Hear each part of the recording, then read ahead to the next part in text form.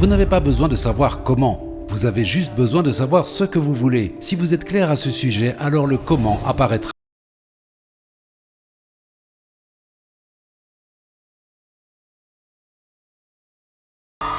Très bien, asseyez-vous. Si vous regardez à l'extrémité de votre main, vous remarquerez qu'il y a une petite ligne qui traverse votre poignet. Est-ce que tout le monde la voit, cette ligne? Un petit trait qui traverse juste là?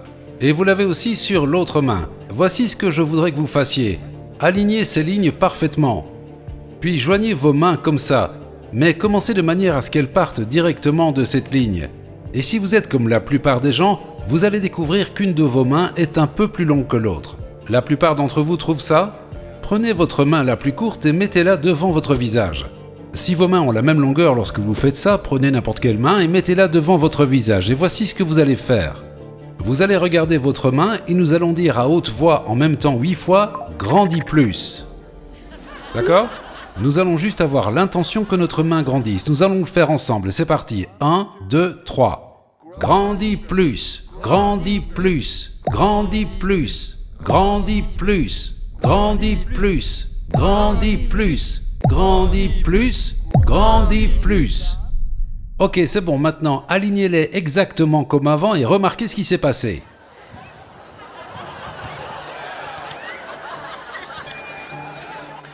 Combien d'entre vous ont trouvé qu'elle a effectivement grandi? Très bien. Donc, ce que cela nous montre, c'est le pouvoir de notre intention et le pouvoir de notre esprit sur la matière physique en commençant par notre corps. Et nous voyons que nous avons effectivement ce pouvoir sur la matière physique dans tout l'univers. Maintenant, la bonne nouvelle est que nous pouvons faire ça. La mauvaise nouvelle, au cas où certains y penseraient, est que... Jusqu'à présent, les recherches n'ont été faites que sur les mains, d'accord? Je ne voudrais pas que vous perdiez trop de temps ce soir avec ça. Maintenant, il y a 3 choses sur lesquelles vous avez le contrôle dans votre vie. Vos pensées, vos images mentales et vos actions. Et nous allons examiner les pensées ensemble pendant juste un instant. Parfois, ce que vous pensez savoir fait obstacle à ce qui est possible. Si vous croyez que vous pouvez faire quelque chose, vous pouvez trouver une solution. Mais vous devez y croire, vous devez croire que ça va se produire dans votre vie. J'adore cette citation. Ne dites jamais à une jeune personne que quelque chose est impossible, car Dieu a peut-être attendu des siècles quelqu'un d'assez ignorant de l'impossible pour réaliser cette chose.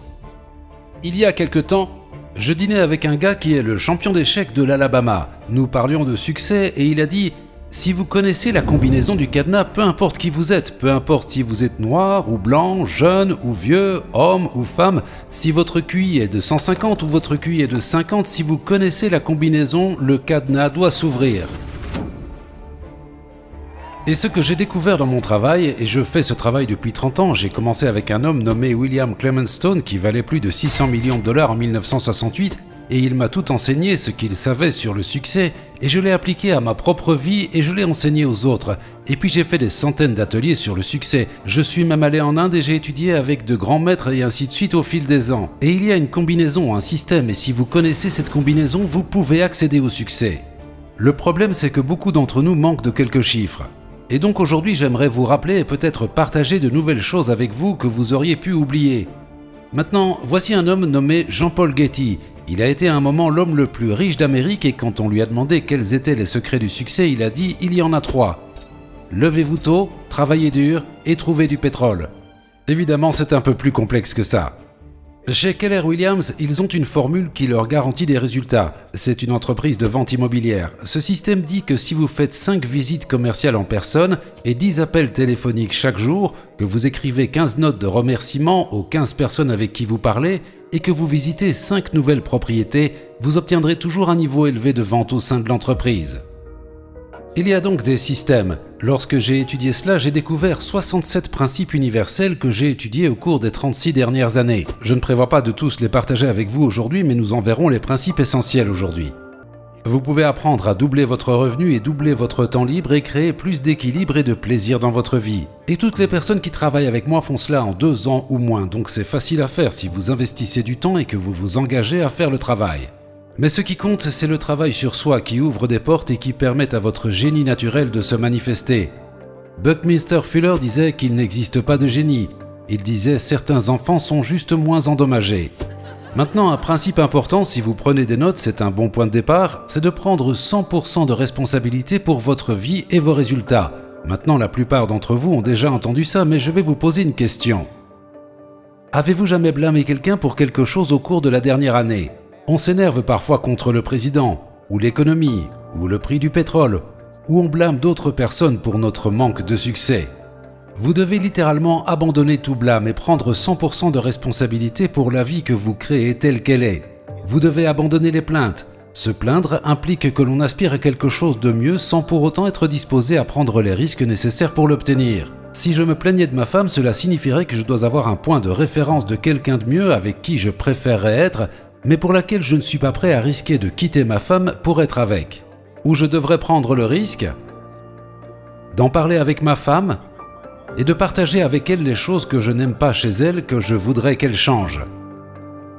Et cela pourrait créer une conversation qui pourrait être un peu inconfortable. Mais sans prendre ce risque, je ne peux pas créer ce que je veux. Si toutes les femmes du monde mourraient demain, à l'exception de ma femme, en arrivant au travail, me plaindrais-je de ma femme? Non, je dirais juste « Hé, il n'y a qu'une seule femme et devinez quoi, je l'ai ». On se plaint uniquement quand il y a la possibilité de quelque chose de mieux. Vous plaindre vous indique qu'il y a quelque chose que vous voulez mais que vous n'avez pas. Mais vous plaindre n'est pas une activité qui va changer les choses. Ça indique simplement que vous allez vous plaindre plutôt que de faire quelque chose à ce sujet. Abandonnez toute justification pour laquelle vous n'avez pas atteint vos résultats, toutes ces raisons qui ne vous aident pas et toutes ces excuses. Maintenant, vous vous souvenez peut-être dans le film Le Secret, il y a ces 3 étapes. Demander, croire et recevoir. Et je veux approfondir la partie de la demande aujourd'hui. Donc, le principe de succès suivant dont je parle dans mon livre s'appelle « Décider exactement ce que vous voulez », qui se concentre sur la demande. Avoir des préférences, avoir des désirs, se fixer des objectifs, avoir une vision, avoir des buts, devenir millionnaire, peu importe ce que vous voulez. Maintenant, rappelez-vous, dans Le Secret, il est dit de parler de ce que vous voulez, pas de ce que vous ne voulez pas. Si vous n'avez pas encore fait cet exercice avant de rentrer chez vous, dans l'avion ou peu importe, commencez à penser quels seraient les 101 objectifs que vous voulez atteindre. Lorsque j'interviewais le général Wesley Clark, il a dit « Ça ne prend pas plus d'efforts ni plus de temps de rêver grand que de rêver petit ».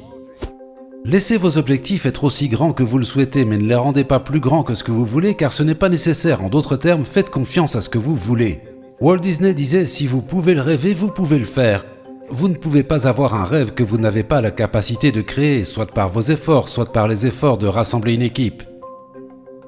Combien d'entre vous ont un système GPS dans leur voiture?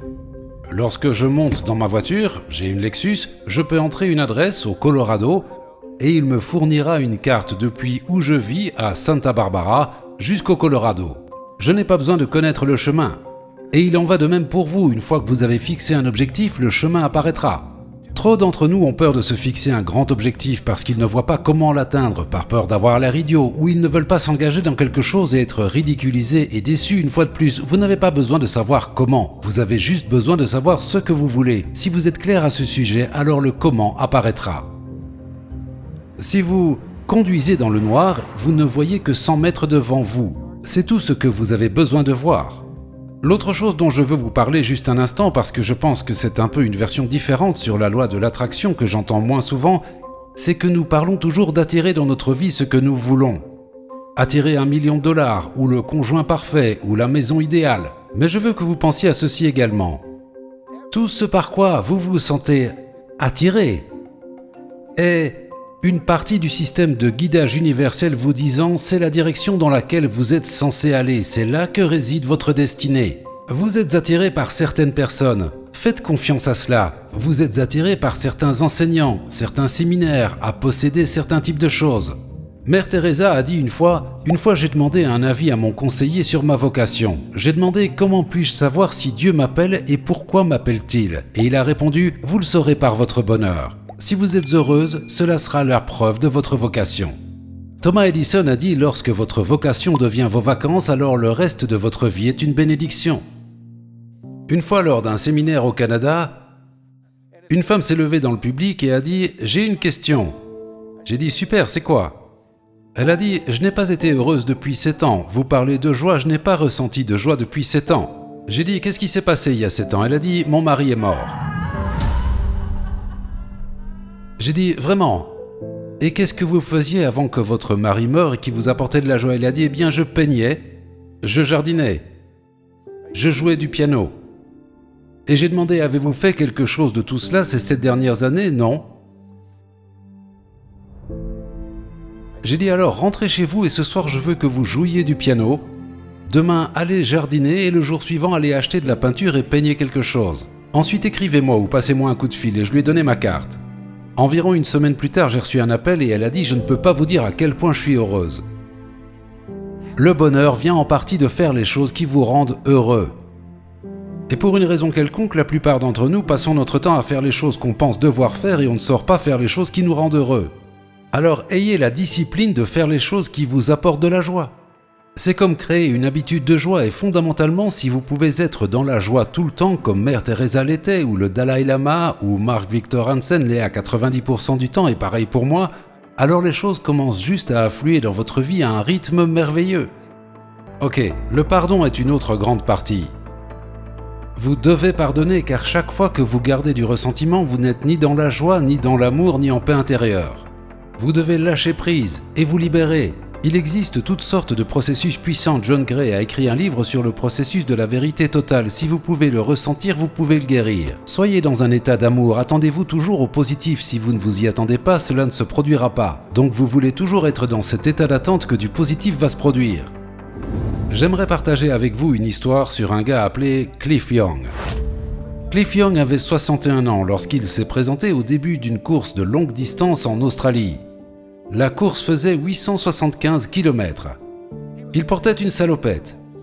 Et il avait des bottes de construction. Tous les autres gars avaient 25 ou 30 ans, ils étaient tous dans leur équipement de course, Adidas, Nike, Puma, ASICS. Lui ressemblait à un vieux fermier, il avait même des galoches par-dessus ses bottes, en cas de pluie. On lui a demandé « Avez-vous déjà couru une course de longue distance ?» Il a dit « Non. » Alors pourquoi pensez-vous pouvoir faire ça ? Avez-vous déjà couru un marathon ? Ça va durer en tout cas 6 jours et demi. Il a dit non, mais je suis fermier et je dois courir après mes moutons et parfois j'ai des problèmes. Je dois les poursuivre pendant 2 ou 3 jours et ça ne me fatigue pas, je pense pouvoir le faire. Ils lui ont demandé pourquoi ne commencez-vous pas par une course plus courte ? Il a dit eh bien, c'était les seuls jours libres de mon agenda et ils ont dit d'accord. Donc le jour J, le coup de pistolet retentit et ils partent tous, courant vraiment vite. Et Cliff court comme ça. Ils l'ont appelé le shuffle de Cliff Young. Cliff avait un avantage dont personne n'était au courant. Cliff n'avait jamais parlé à un entraîneur. Il n'avait jamais parlé à un coureur de distance d'élite. Il n'avait jamais lu le magazine Runner's World. Il n'avait jamais lu de livre sur la course de longue distance. Il ne savait pas que lorsqu'on fait une course de longue distance, on court pendant 18 heures, on dort pendant 6, court pendant 18, dort pendant 6 et ainsi de suite. Donc il courait tellement lentement que, lorsqu'il est arrivé à l'endroit où tout le monde était allé se coucher, ils dormaient tous. Personne ne lui a dit de s'arrêter et d'aller se coucher, alors il a juste continué à courir. Il a couru sans s'arrêter, pendant 5 jours et demi, et a battu le record de 12 heures.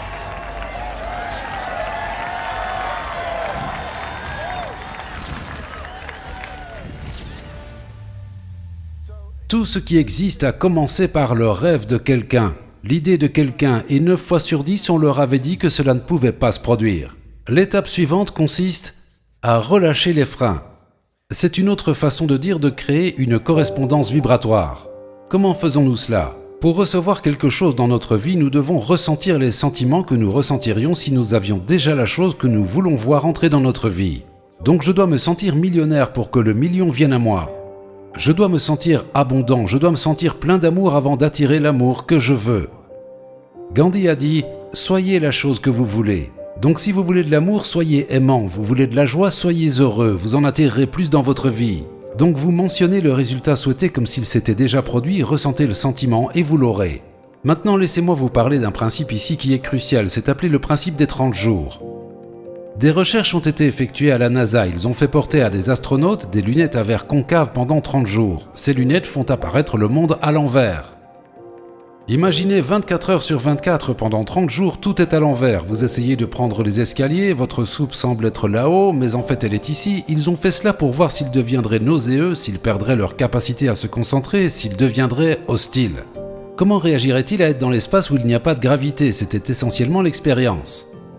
Ce qu'ils ont trouvé et qu'ils ne s'attendaient pas à trouver, c'est qu'entre 25 et 30 jours, le cerveau de chaque astronaute a retourné l'image à l'endroit.